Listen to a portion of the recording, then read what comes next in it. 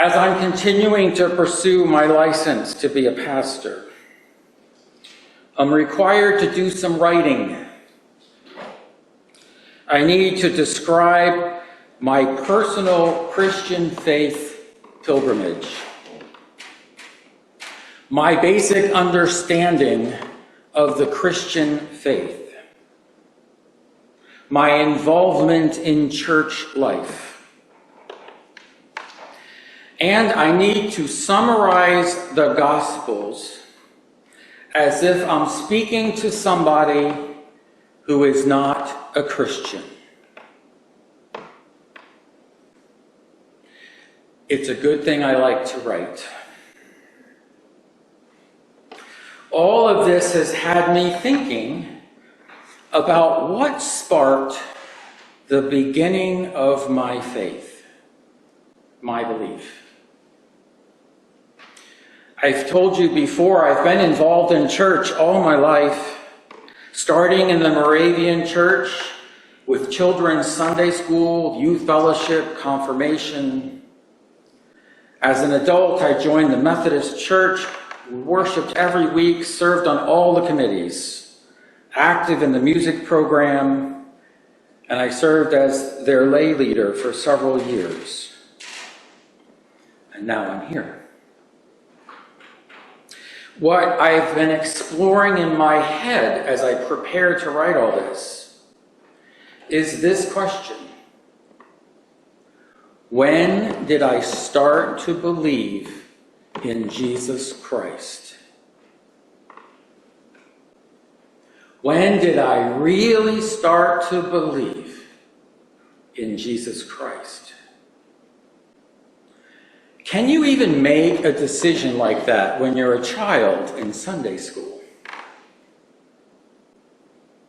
I'm not sure I've always understood what it means as an adult. Do you remember when you started to believe? Not because someone told you you should. This is the right thing to do. This is what we do. When you really felt it inside. Do you remember who helped you along in that process? Was it a Sunday school teacher? Someone in your family? A pastor? A life experience? Did you figure it out on your own? It's interesting to reflect on that question. It's work to write an essay about it. And don't worry, I'm not giving any homework assignments today. In the Gospel of John, 4 entire chapters are devoted to what's known as the final discourse. The final words that Jesus shared with his disciples before he was arrested and ultimately crucified. Jesus knew what was coming.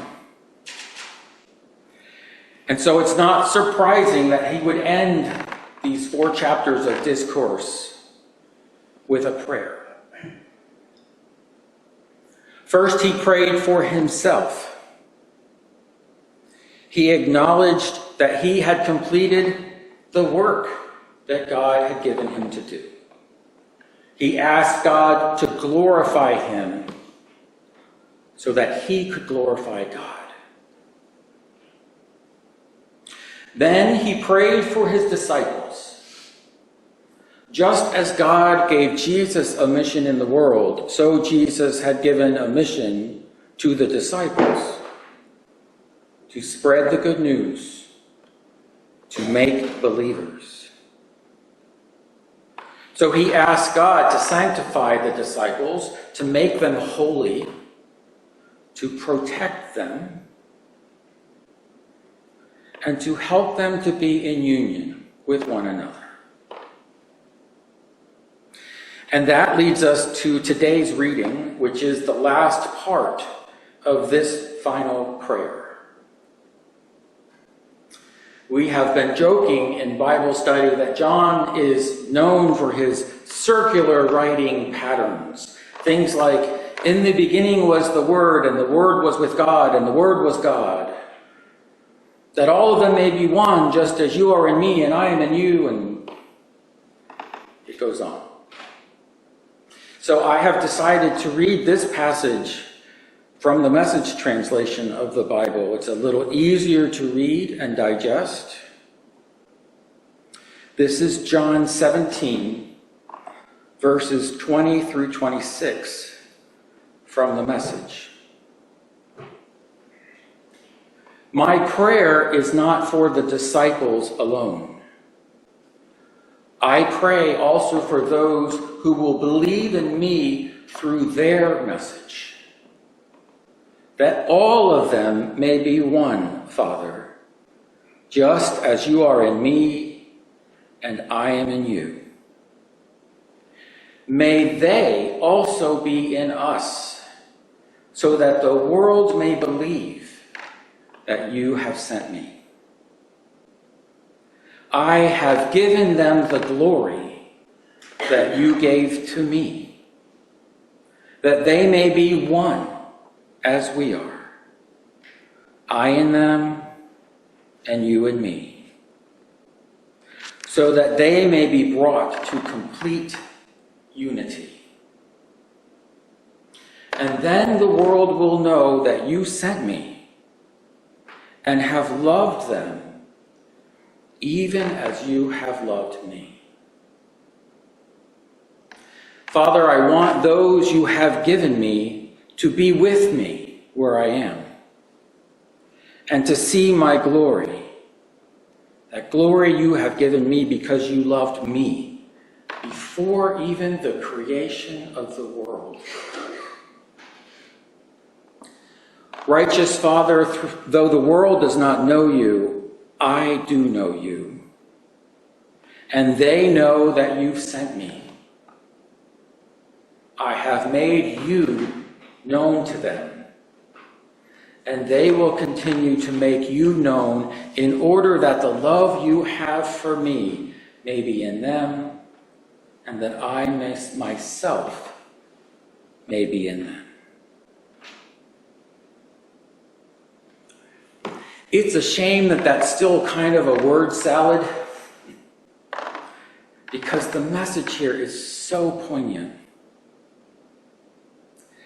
In his last hours on this earth, in his last prayer with his closest friends, Jesus prayed for his disciples, but also for all of those who would come to believe because of the work of the disciples.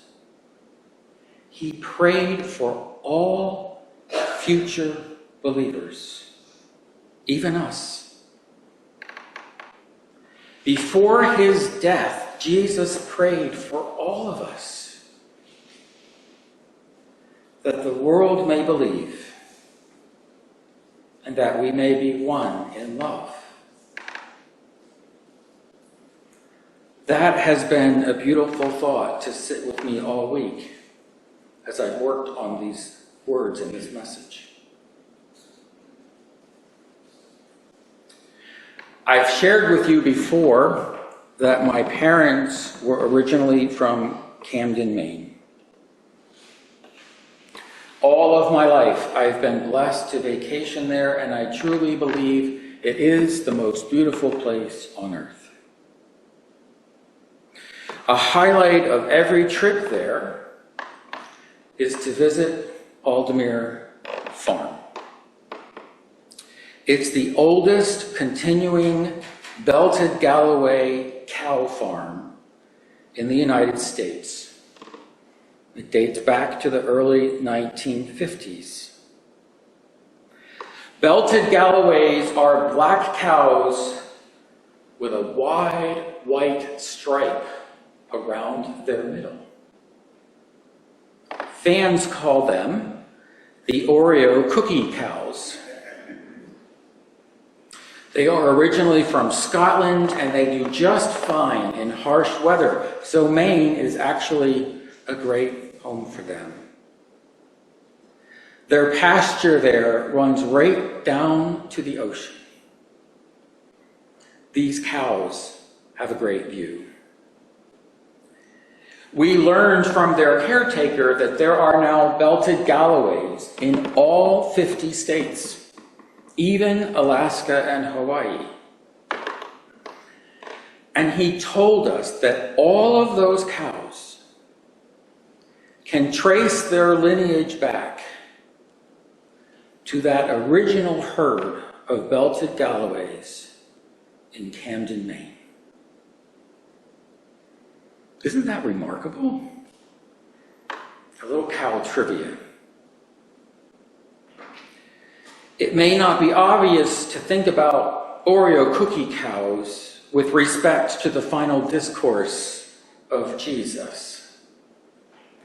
But I can't stop thinking about this matter of lineage. As you've been thinking about who it was who sparked your belief in your faith journey, there's a next question that I can ask you. Who sparked theirs? And the generation before that? Can we in fact trace our lineage of faith journeys back to the disciples of Jesus? Of course, all these roads have to lead back to Jesus, to his teachings and his ministry.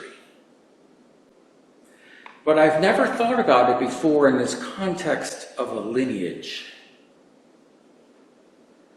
I guess it would be one heck of an ancestry tree. But I love the idea of this connection through the centuries.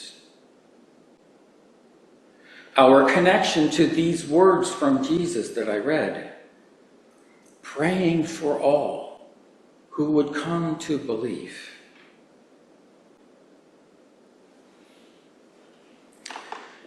I know that the hardest essay for me to write will be to summarize the Gospels for a non-believer. Talking to a non-believer about your beliefs can be really difficult. Think about a time that you invited somebody to come to your church. What was your pitch like? Oh, you don't have to dress up. We're casual. Oh, our services never run long.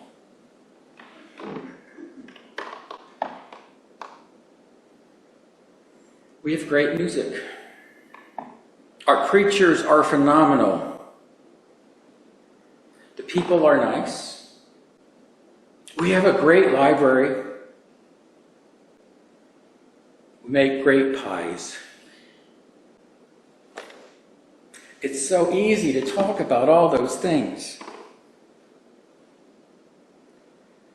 It's harder to talk about Jesus. Come here to meet Jesus. Come here to get to know Jesus just a little better. Come here to learn more about Jesus. Those words take a little more thought and practice.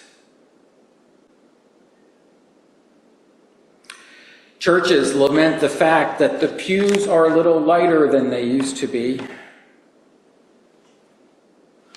Young people don't come to church anymore. Not just young people, though, is it? It seems like somewhere in this lineage of believers that Jesus prayed for, that the links are starting to break.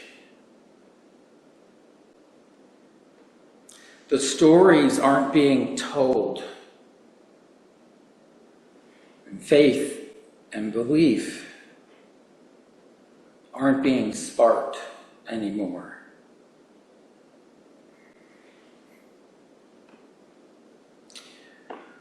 When did you first start to believe? And what difference has that made in your life? Who needs to hear that story? Where would you start? Jesus is still praying for us. He's still praying for those future believers. But now, we are the disciples. We are the ones that Jesus is counting on. We are the ones with the mission to make new believers. Are you ready for that?